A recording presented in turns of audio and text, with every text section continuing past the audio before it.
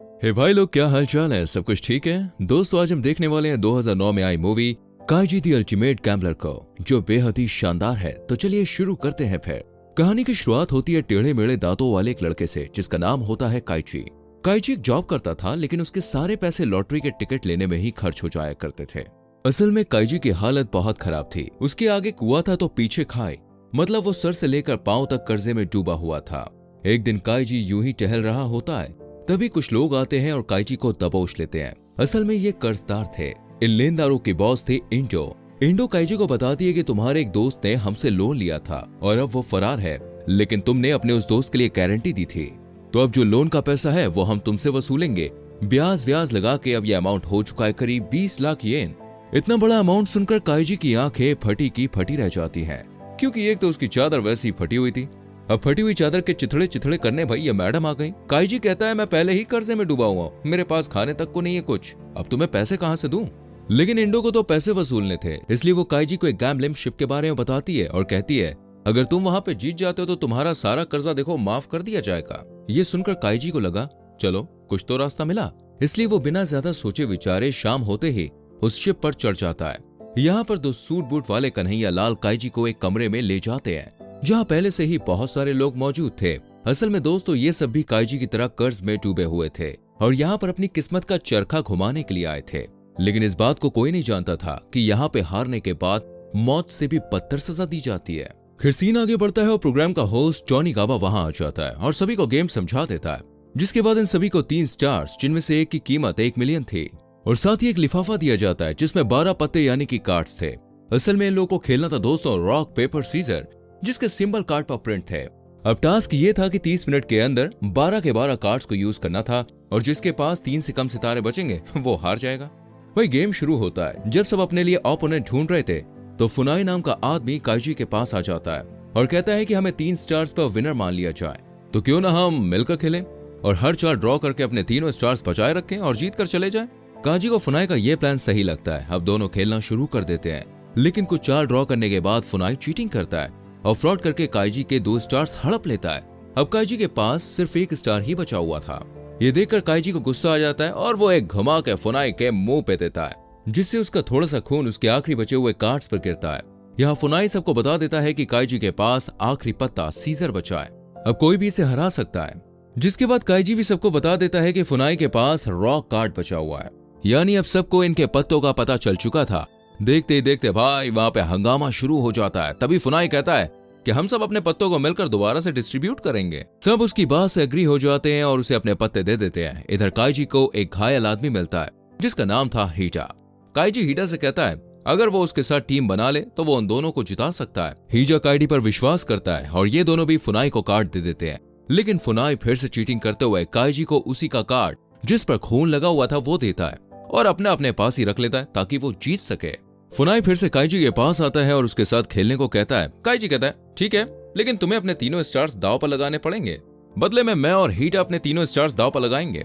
Funai इस बात को सुन के राजी हो जाता है और दोनों अपने कार्ड्स रखते हैं। फुनाई को लगता है कि वो जीत गया, लेकिन तभी काइजी अपना कार्ड पलटता है जो पेपर होता है, यानी अब फुनाई काइजी से हार चुका था।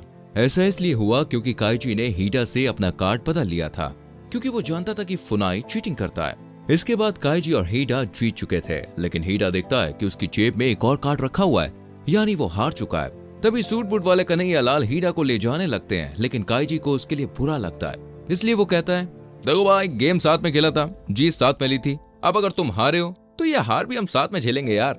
मतलब वो भी हीटा के साथ उस अंधेरे वाले कमरे में चला जाता है। यहाँ पर सबसे पहले तो उनके हाथों में एक चीज पंच की जाती है, उसके बाद ऊपर कंपनी की सील लगा दी जाती है। इसके बाद काइजी और दूसरे लोगों को एक अंडरग्राउंड माइन में ले जाया जाता है, जहां अब ये लोग मजदूरी करने वाले थे। जी हाँ दोस्तों, हारने पर इन्हें यहाँ मजदूरी करनी थी, यानी कि फ्री के मजदूरों के लिए हुआ था पूरा गेम, समझ रहे हो? खैर हम आगे देखते हैं। यहाँ इन लोगों को दोस्तों मजदूरी करने के लिए दिन के 150 रुपए के हिसाब से महीने पर सैलरी दी जाती है, जिसे ये सब बियर में उड़ा देते हैं। या इनके साथ काफी बुरा सुलूक भी होता था। बीमार होने पर इलाज के लिए भी इन्हें अपनी जेब से पैसे देने होते थे, जबकि दोस्तों पैसे ये लोग सैलरी मिलने वाले दिन ही उड़ा दिया करते थे, क्योंकि सैलरी के दिन ही कैंटीन खुलती थी, तो ये सब शराब पीकर उन पैसों को खत्म कर देते थे। ये देखकर काइजी को समझ में आ चुका था चाहे वो पैसे बचाए या ना बचाए, यहाँ से जिंदा जाना उसके लिए पॉसिबल नहीं है, क्योंकि उन्हें यहाँ 14 साल तक रखा जाएगा। इसी बीच कम खाने पीने और ज्यादा मजदूरी के अलावा जहरीली गैसेस आदि की वजह से उन्हें बीमार होना ही है। तभी एक डॉक्टर काइजी को बताता है कि अगर यहाँ से बाहर निकलना चाहते हो तो ब्रेव मैन रोड का सहारा लो, जो एक तरह का गेम है। काइजी और दूसरे लोग ये गेम खेलने के लिए तैयार हो जाते हैं। इसके लिए उन्हें आंखों पर पट्टी बांध कर ले जाया जाता है। जब इनकी पट्टियां दोस्तों हटाई जाती हैं तो ये लोग देखते हैं कि इन्हें एक बहुत ही ऊंची बिल्डिंग पर लाया गया है, जो एक तरह का गेम है। तभी वहां पर दोस्तों टोनी गाबा आता है और इन सबको 10 मिलियन येन का वाउचर देकर समझाता है असल में इन्हें एक बिल्डिंग से दूसरी बिल्डिंग के बीच में पड़ी एक पतली सी लोहे की बीम पर चलकर जाना था। अगर ये उस बीम को पार कर लेते हैं तो इन्हें पैसे देकर वहां से रवाना कर दिया जाएगा। लेकिन टास्क ये था कि इस बीम को हाथ नहीं लगाया जा सकता था, क्योंकि इसमें कई हजार वोल्ट का करंट दौड़ रहा था। वहीं सामने वाली बिल्डिंग में कुछ वीआईपीज बैठे हुए थे जिन्हें इंडो सर्व कर रही थी। मतलब इन गरीबों की मौत का अब ये वीआईपी मजा लूटने वाले थे। वैसे तो सभी का दिमाग सन्न था, लेकिन काइजी उन्हें हिम्मत देता है और वो इस बीम पर चलना शुरू कर देता है। तभी दोस्तों मौसम करवट बदलता है और तेज हवा चलने लगती है। मौसम की खस्ता हालत देखते ही एक शख्स डर के मारे अपना बैलेंस खो बैठता है और नीचे आ गिरता है। उसकी इतनी दर्दनाक मौत देखकर कई और लोग भी अपना बैलेंस खो देते हैं और नीचे गिर जाते हैं। वहीं एक आदमी तो उस बीम को पकड़ ही लेता है और करंट लगने से वो भी मर जाता है। वहीं दूसरी बिल्डिंग में बैठे वीआईपी इनकी मौत का मजा ले रहे थे। इस बीम पर सिर्फ हीडा, काइजी और सहारा बचे हुए थे। ये तीनों चल ही रहे थे कि तभी तेज बारिश शुरू हो जाती है और हीडा कहता है कि अब मैं चल नहीं सकता, और वो अपना वाउचर काइजी को देकर उससे कहता है तुम मेरे पैसे मेरी बेटी तक पहुंचा देना। इतना कहते ही हीडा भी नीचे गिर जाता है। इसके बाद काइजी और सहारा दोनों बीम पार करके दूसरी बिल्डिंग तक पहुंचकर खुशियां मनाने लगते हैं। लेकिन जैसे ही वो दोनों दरवाजा खोलते हैं, तेज प्रेशर की वजह से सहारा नीचे गिरकर मर जाता है। इसके बाद काइजी उस कमरे में पहुंचता है और अपने दोनों वाउचर्स के पैसे मांगता है, लेकिन उसे कहा जाता है कि मरे हुए इंसान के वाउचर पर पैसे नहीं मिलेंगे और तुम्हारा सारा कर्जा काट पीट कर सिर्फ 70,000 ही बनता है। यानी यहाँ काइजी के साथ हो रही थी दबा कर चीटिंग। तभी उस कमरे में बैठा दोस्तों इस ग्रुप का चेयरमैन उसे पैसे कमाने का एक और मौका देता है। वो कहता है कि तुम चाहो तो टोनी गाबा के साथ ई कार्ड का गेम खेल सकते हो। काइजी इसके लिए तुरंत ही हाँ कर देता है। तभी काइजी से पूछा जाता है कि उसे कौन सा कार्ड सेट चाहिए। असल में इस गेम में दोनों को 5-5 कार्ड मिलने थे, जिनमें से 4 सिटीजन और एक एम्पीरियर यानी बादशाह। तो वहीं दूसरे के पास 4 सिटीजन और एक गुलाम होगा। गुलाम वाला पहले चाल चलेगा। रूल्स इस तरह थे कि सिटीजन ड्रॉ, बादशाह सिटीजन को हरा सकता है, जबकि सिटीजन गुलाम को भी हरा सकता है, लेकिन गुलाम जो सब पे भारी है वो बादशाह को हरा सकता है। और जो गुलाम वाला सेट लेता है उसे दाव पर लगाए गए पैसों का 10 गुना मिलेगा, इसलिए काइजी गुलाम वाला सेट लेता है। इसके बाद गेम शुरू हो जाता है और पहली दोनों चालें ड्रॉ हो जाती है, क्योंकि दोनों ने सिटीजन वाले कार्ड रखे। लेकिन तीसरी चाल पर काइजी गुलाम चलता है, जिसके बारे में टोनी गाबा को पहले ही पता चल जाता है और वो काइजी को हरा देता है। इधर काइजी के दिमाग के तार हिल चुके थे। वो समझ नहीं पा रहा था कि टोनी को पता चला तो चला कैसे।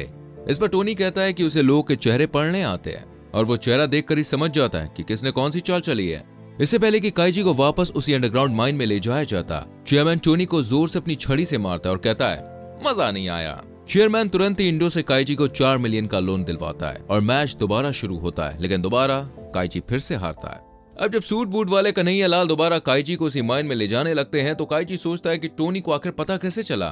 तब उसे समझ में आता है कि उसके कंधे पर एक चिप लगी हुई है और मैच के दौरान टोनी अपनी घड़ी में देख रहा था, यानी कि वो चिप उसकी घड़ी से कनेक्टेड थी और टोनी काइजी की हार्ट रेट देख रहा था, जो रिस्क लेने पर हाई हो जाती थी। अब काइजी समझ चुका था, इसलिए वो इंडो से कहता है कि वो उसे 50 मिलियन का लोन दे।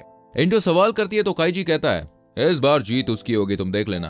और फिर से मैच शुरू हो जाता है, लेकिन मैच शुरू होने से पहले काइजी अपना सर शीशे पर दे मारता है, जिससे उसका हार्ट रेट बढ़ जाता है। यानी अब टोनी गाबा चीटिंग नहीं कर सकता है। वो काइजी की टेबल पर एक गुलाम और एक सिटीजन का कार्ड रखता है और उन पर खून टपका देता है और उन्हें साफ करने की एक्टिंग करता है, लेकिन थोड़ा खून छोड़ देता है। वहीं टोनी को वो ये दिखाने की कोशिश करता है कि उसने गुलाम वाला कार्ड सिटीजन वाले से बदल लिया है। इस राउंड में पहली 3 चालें ड्रॉ हो जाती हैं। फिर दोस्तों काइजी खून लगा कार्ड आगे करता है और टोनी समझ जाता है कि ये गुलाम है, लेकिन वो कार्ड रखने से पहले सोचता है कि काइजी इतना भी बेवकूफ नहीं है। वो खून लगा सिटीजन वाला कार्ड पहले ही रख चुका है और उसने दूसरा कार्ड बदल दिया था। कुल मिलाकर टोनी काइजी की चाल समझ जाता है और बादशाह वाला कार्ड फेंक देता है।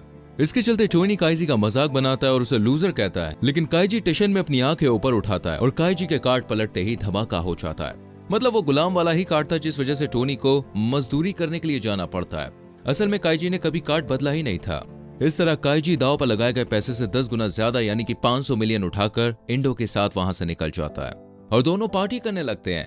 यहाँ काइजी ने इंडो को 300 मिलियन दिए थे, लेकिन जैसे ही काइजी बियर पीता है वो बेहोश हो जाता है, क्योंकि इंडो ने उसकी ड्रिंक में बेहोशी की दवा मिला दी थी। जब काइजी को होश आता है तो उसकी जेब में एक चिट्ठी रखी हुई होती है जिस पर लिखा था कि तुमने मुझसे जो कर्ज लिया था उसका हर 10 मिनट में 30% था। इस हिसाब से उसका सिर्फ 28 लाख निकलता है, जो उसके लिए छोड़ दिया गया है। फिर सीन शिफ्ट हो जाता है हीडा की बेटी पर, जो एक गैम्बलिंग बार में काम करती थी। उसके लिए एक पार्सल आता है जिसमें कुछ पैसे थे, यानी काइजी ने हीडा को किए वादे के अनुसार उसकी बेटी तक पैसे पहुंचा दिए थे। लेकिन अब उसके पास कुछ भी नहीं बचता। पर एक बात अच्छी थी कि अब उसके पास कोई भी कर्जा नहीं था, यानी कि खाली हाथी गया था और खाली हाथी आ गया। तो दोस्तों ये थी काइजी की कहानी। आपको वीडियो कैसी लगी कमेंट करके जरूर बताना। मिलते हैं अगली वीडियो में। Till then bye bye, take care.